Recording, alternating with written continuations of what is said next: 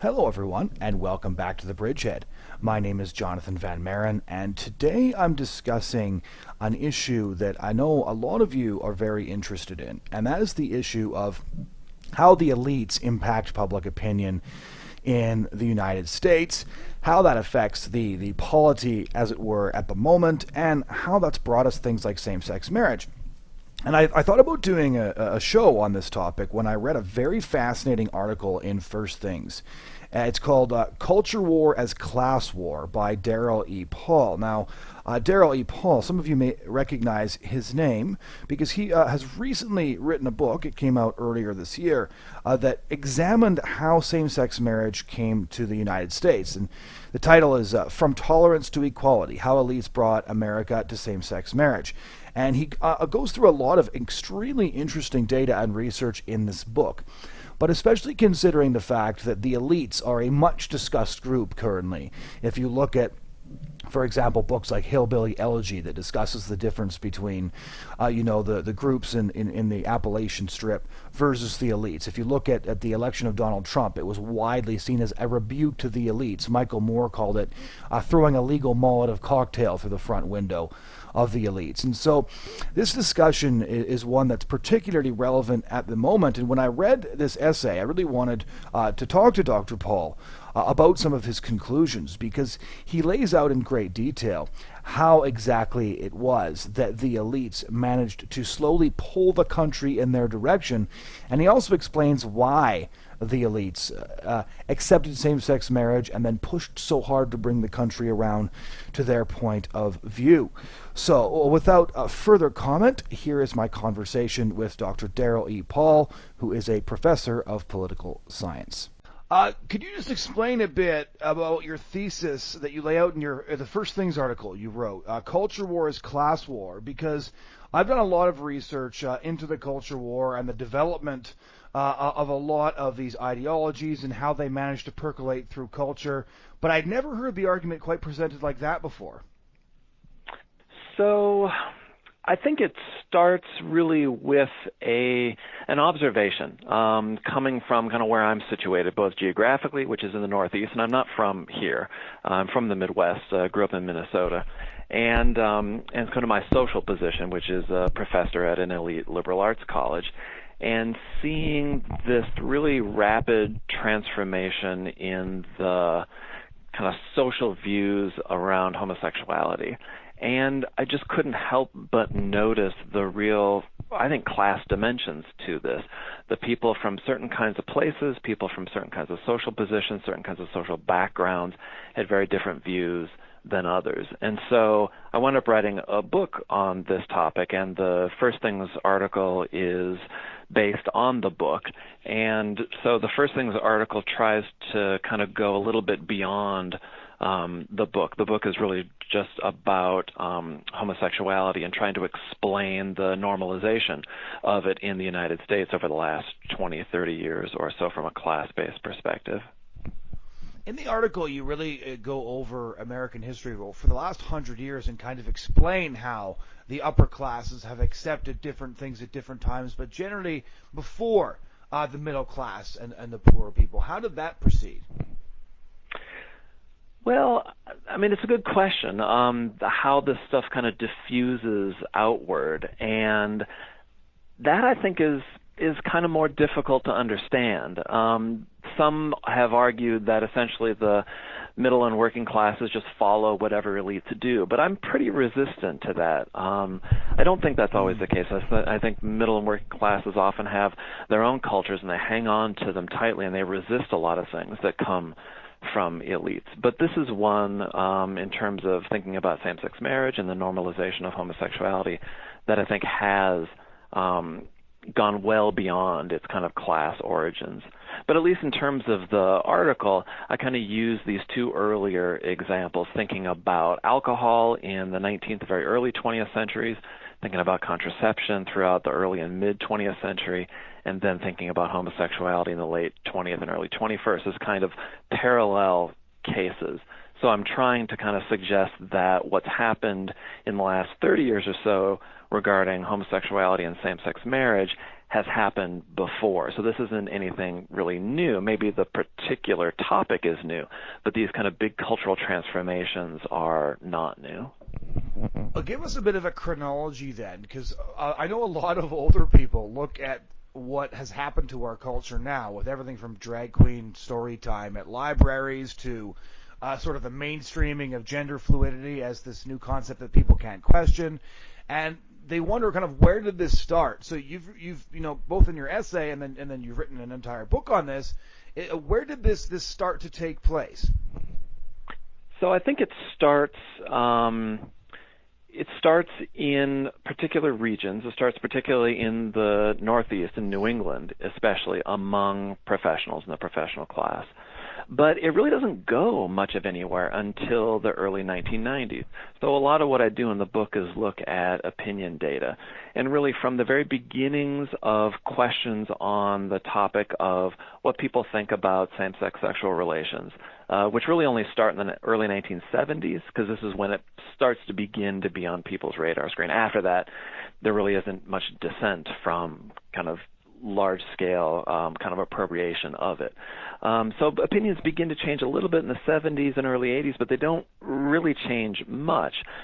It's really something going on in the early 1990s, and you really see what I call, at least in my book, a dam break. It's not like opinion begins to change slowly. It's pretty steady throughout the 70s and really into the 80s, and then all of a sudden, almost like a crack in a dam happens in the early 1990s. And you can see it in the opinion data. You can see it in the kinds of ways that advertisers change. You can see it in the way that corporations begin to change their views. And so the opinions, if you will, of a rather small number of people, kind of Northeastern and West Coast professionals, especially in places like psychology and kind of other helping professions like social work and the law, begin to spread outward really, really rapidly. And so I would say it's something that happens really in the 90s. Is there any indication of what triggered that change of opinion? It's hard to say, I think. There's certainly, so for example, some people will put a lot of emphasis on advertising and kind of culture industry and trying to promote different kinds of views. And I think that's true to some degree, some Hollywood, for example. But I think that there are deeper sorts of changes going on. For example, I think there's a backlash against conservative social views in the early 1990s. In the U.S., you have the 1992 Republican convention that is really, really focused on family values and kind of a conservative cultural message. And I think there's a big backlash against that, and the backlash begins, I think, to really pick up steam after that 1992 convention. I think there's also some changes that start to take place in terms of the family, and one of my chapters in my book is about changes in the family and family structure. And I think people starting to live different family lives begins to affect the way they see lots of different things about sex and about marriage and about procreation. So I think there's some political stuff going on, and I think there's some deeper cultural stuff going on too, as well as corporations then beginning to change their minds. And I think when corporations begin to embrace normalization, I think that's really where things begin to pick up steam. So how do you make the distinctions between the elites and everybody else? Because you talk a lot about these different classes. So what defines the classes that we're talking about in this discussion? Yeah, it's a good question. I guess what I would say is I take an approach that is rooted in a couple of different sociological theories, but the one I really hang on, and the one I talk about it a little bit in the First Things article, is the sociology of Pierre Bourdieu, who was a French sociologist. And his argument is that class is made up of a combination of what he calls economic capital and social capital, or cultural capital really is his term, cultural capital. And so people who have a lot of that, both economic and cultural capital, are what I call the elites. Right. I could say professional and managerial class, and that's kind of what I mean, but professional managerial class is a bit of a clunky term, so I use the word elites. instead. So it's people who have a lot of money, a lot of income, and a lot of education. And usually those things come together. They're not exactly the same, so there's a managerial side to this. People who have more money and less education, although still mostly they've got, bachelor's degrees at least. And then on the other side, people with a little bit less education but more money. These are going to be kind of creative professionals, maybe people in education, these kinds of careers. So we've got a divide between these two groups. In the early 90s, the dam breaks, and we have the managerial class, the elites, begin to accept homosexuality and same-sex marriage. And then what does the next decade or so look like before countries like Canada start to legalize same-sex marriage? Well, where I think there's some real changes going on in the U.S. at least is in the mid-2000s when Massachusetts, which is the first state in the U.S., legalizes or the courts in Massachusetts require the state to legally recognize same-sex marriage. And there's a moment there in the early 2000s in which things are kind of up in the air, and there isn't a very clear, broad public support for this. I think it's still focused, or the support is still concentrated in elites.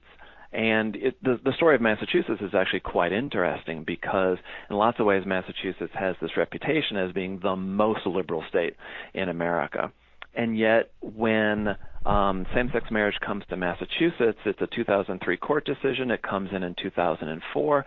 There are efforts by opponents of same-sex marriage in Massachusetts to bring the question to a statewide referendum. And the Democratic Party and really elites in the Republican Party as well to some extent stop it because they don't think that there's actually broad public support for this yet. It's still highly concentrated within elites.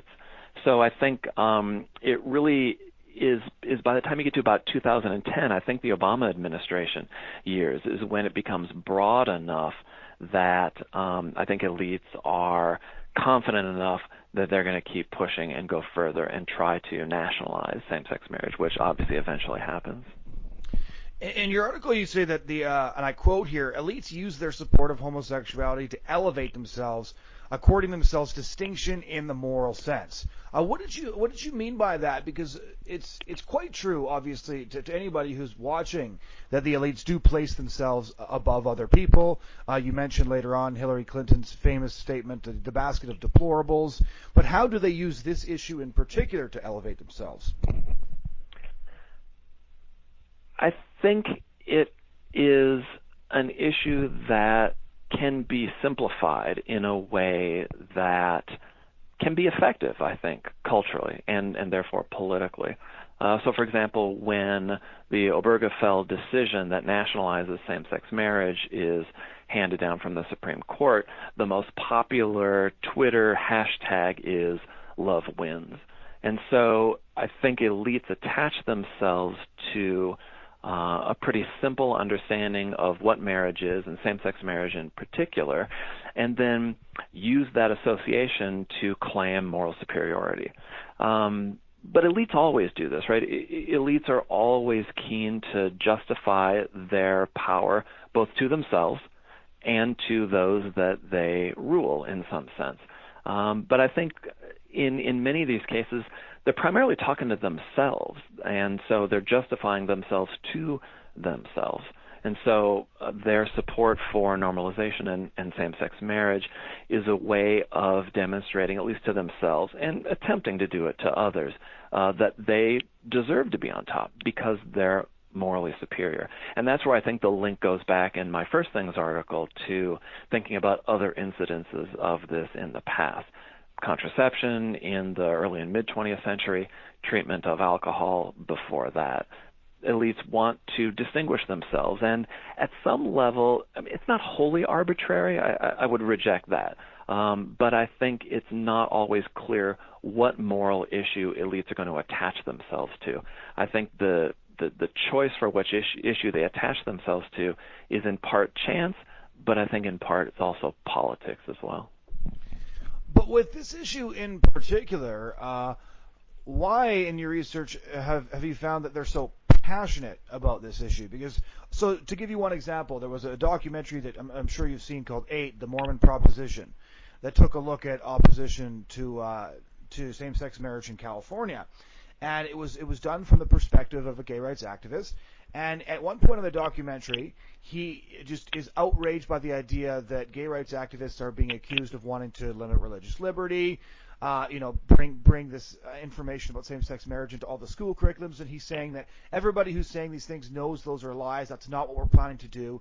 And I noted that several years after same-sex marriage was again legalized in California, that every single thing that he had said was an absolute lie is now just part of state law, and it's part of the educational system. And so it seems like after same-sex marriage was legalized, there's this massive aggressive push to force everybody else to collaborate with it, to be supportive of it, to only say enthusiastic and positive things, or say nothing at all. Where does that passion come from? That's a great question, and I think at some level that's the puzzle that was really motivating my book, to try to understand this dramatic kind of cultural sea change and, as you said, the passion behind it. So the last 3 chapters of my book I'm trying to take stabs at answering that in 3 different ways. One, I think, is changes in family structure that I mentioned a little while ago, but I don't think that drives the passion, if you will. There's another chapter that I have, it's about diversity, and I think that's an important part of this, that supporting normalization and same-sex marriage is what I call in the book a way of having diversity without tears. Elites have really embraced diversity as their ideology, as probably more so, right, in Canada than in the United States. Mm-hmm. But that means that if they're going to really embrace diversity, we also need to remember that elites, professional and managerial elites, are the whitest class, at least in America, and I would assume they're far more white in Canada and lots of other countries than the general population. But they're embracing diversity. So by embracing homosexuality and LGBT individuals, they can, I think, kind of live out their ideology of diversity without giving up anything. Elites really haven't had to do anything. They haven't had to change their lives in really any way to embrace this movement. And so I think it's been really attractive for them in that way. And I think there's a lot of good evidence, and I talk about it in my book, that elites, professionals, and managers, when they choose places to live, they don't want to live where there's lots of blacks. They don't want to live where there's lots of immigrants, but they do want to live where there's lots of gay persons. And so I think that's also very telling as well. And then the third chapter, where I kind of try to explain or at least give some indication of why I think this is the case, and especially the passion, is I think politics. Because socially conservative Christians are the great other. They're the great challenger to the power of this class. And I think this has only arisen really within the last kind of 20, 30 years or so. But I think gays and lesbians are a great symbolic opposite to conservative Christians. And so by embracing gays and lesbians, it's the way of kind of taking the club to their great political rivals, which are conservative Christians. Why did it take the lower classes so much longer to get on board with this? You say we have the dam breaking around 1992, to pick a chronology. And why did it take other people a longer amount of time to get on board with all of these concepts?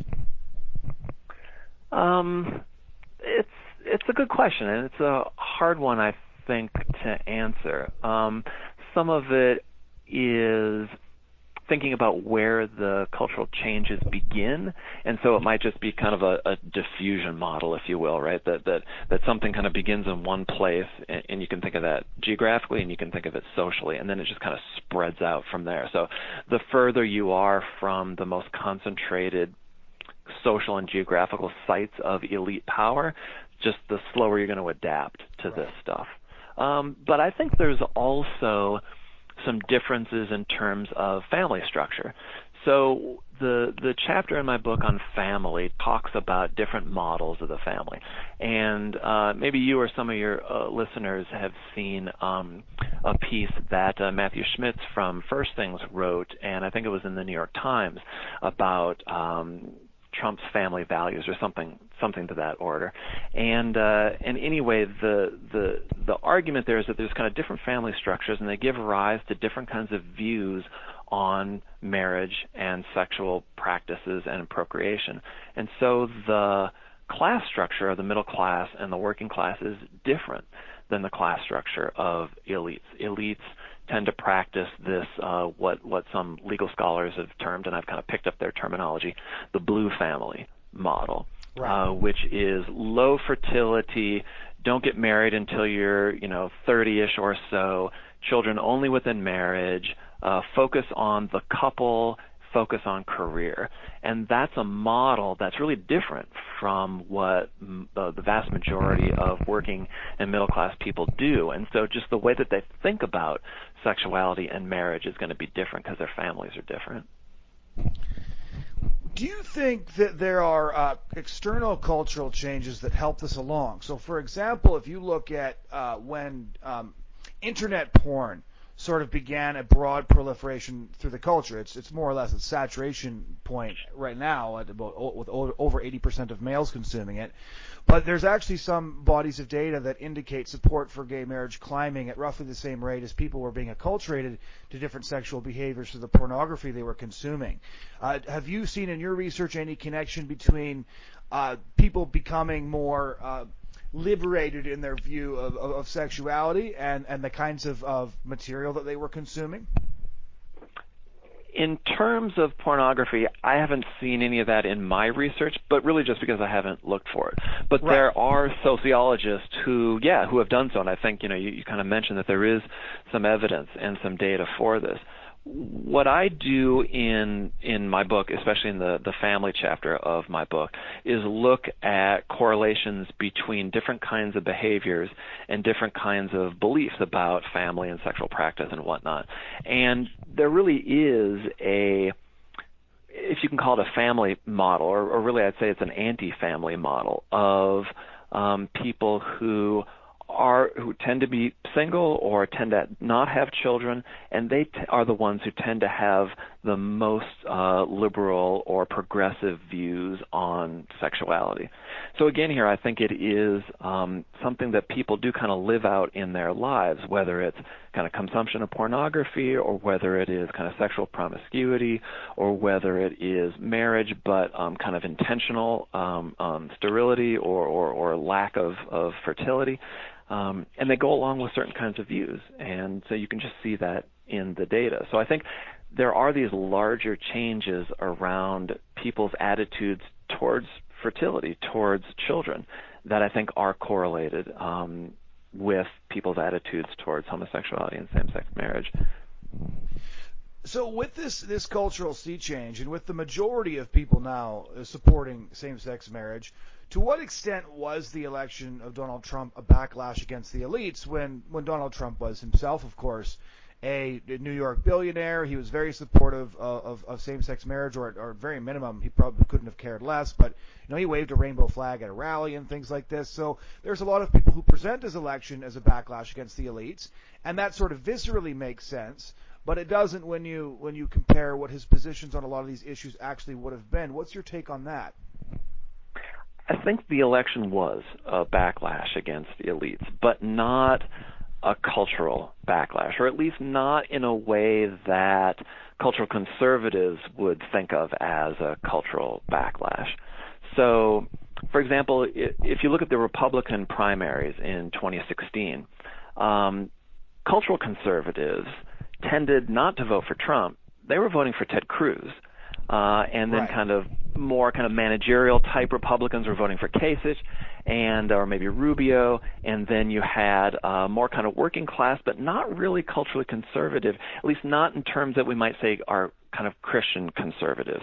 They weren't voting for Donald Trump, but they might be conservative in the sense of opposing things like political correctness. They are going to be more patriotic, perhaps, maybe more attached to the military.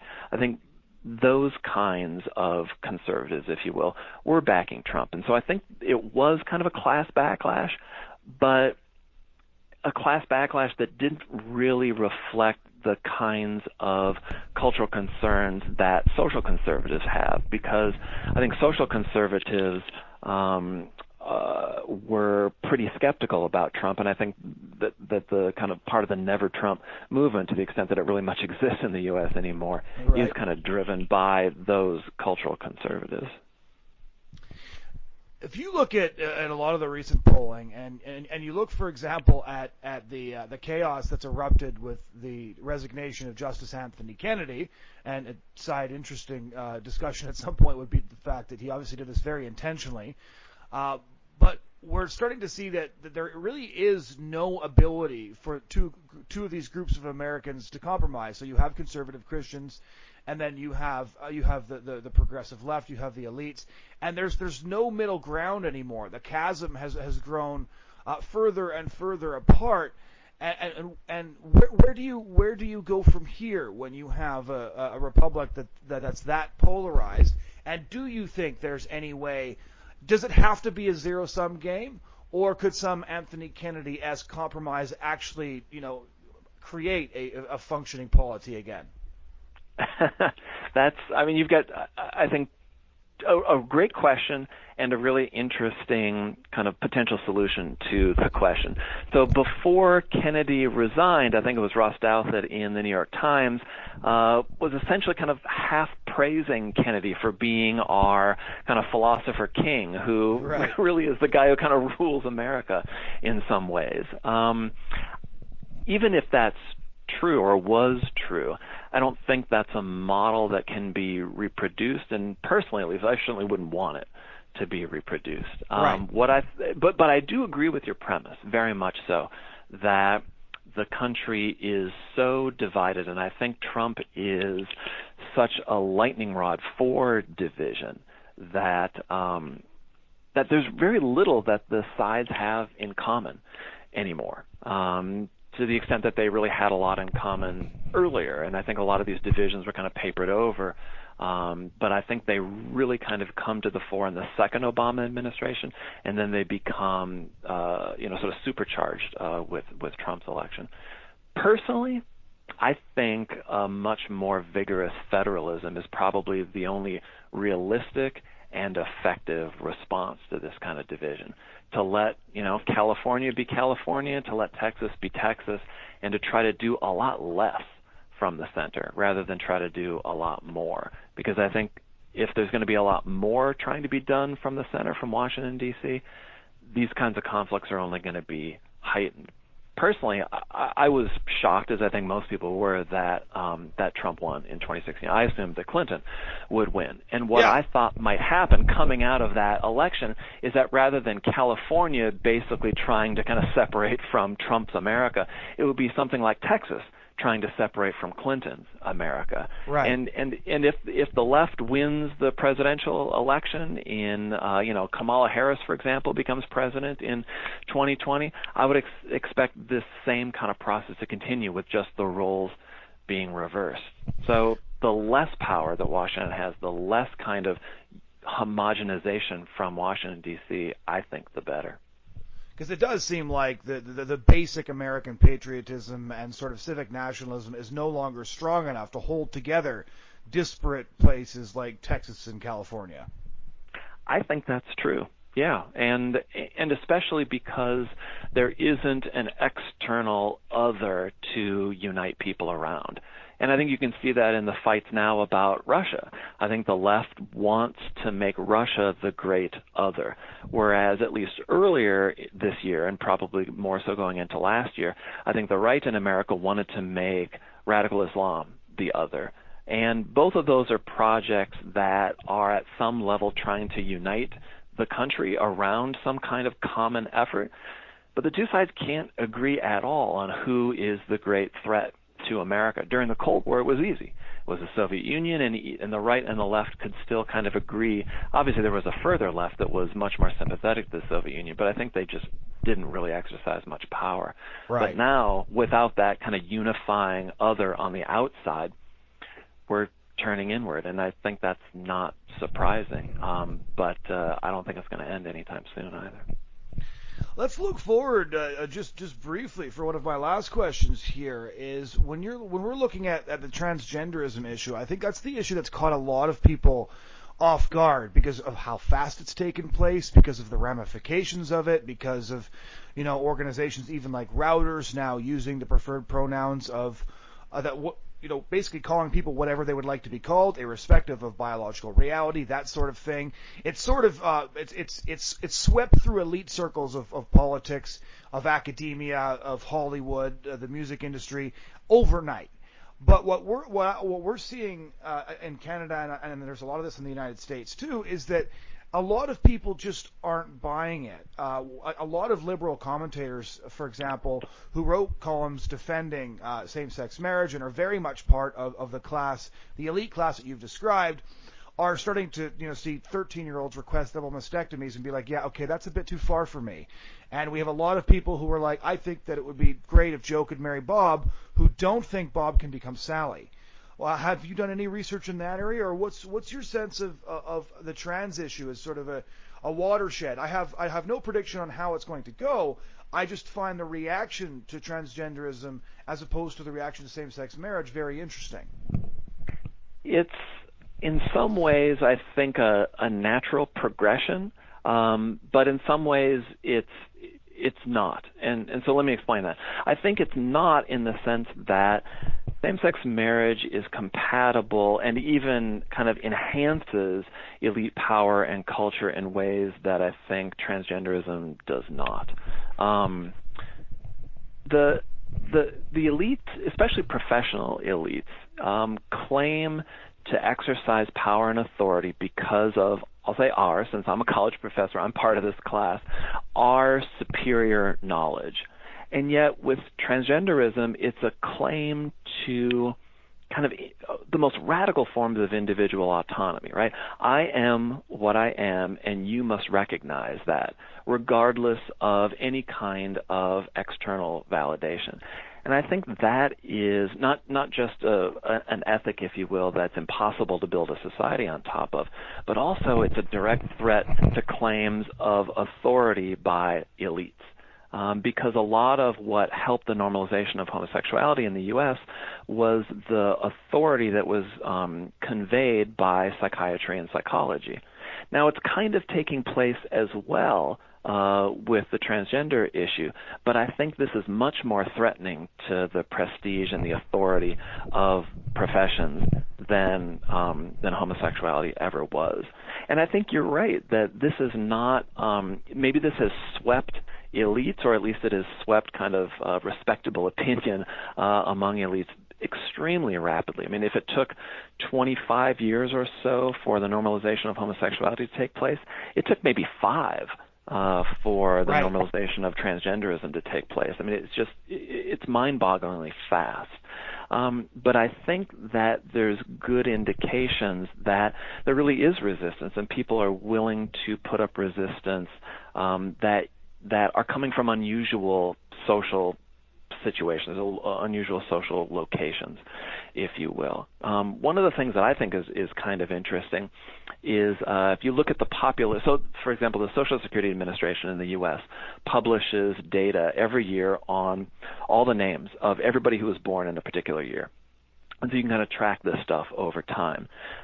When Bruce Jenner changed his name to Caitlyn Jenner, the popularity of the girl's name Caitlyn crashed. It dropped by something like 30-40% within just a 2-year period. And I think that's the kind of data that's really interesting to look at, because you see in the media one kind of narrative, but if you look at the way that sort of normal people are living their lives, naming their children, they want to depart from this kind of understanding. They don't want to endorse it. And I think those are the interesting kinds of places to look for broader kinds of public opinion on the transgender issue. One final question. Could you just give us a very brief synopsis of your book and tell our listeners where they can get it? Absolutely. I'm happy to. The book is called From Tolerance to Equality: How Elites Brought America to Same-Sex Marriage. It's out of Baylor University Press, and it came out earlier this year, 2018. can be purchased on Amazon, Barnes & Noble, through the Baylor University Press website, and other places, I'm sure. The book has kind of got two parts. The first part is the data-driven part, where I demonstrate that elites are the reason why America has same-sex marriage. And then the second half of the book is trying to explain why that happened. And so it's got the chapters on family structure, got a chapter on diversity ideology, and got a chapter on politics. And so try to kind of wrap it up with a final conclusion that does look a little bit forward to the transgender issue and try to guess where we might be going. All right. Well, thank you so much for taking the time to join us. No worries. I'm very glad to do it, Jonathan. Ladies and gentlemen, that was a discussion with Dr. Darel E. Paul, author, professor of political science, and researcher. This show was brought to you by Total Rentals. And if you want to take a look at our past shows, you can go to thebridgehead.ca, where we also have a lot of written commentary that's going up almost daily. You can check us out on SoundCloud, iTunes, or YouTube. Thanks so much for joining us again this week, and we hope you'll join us again next week.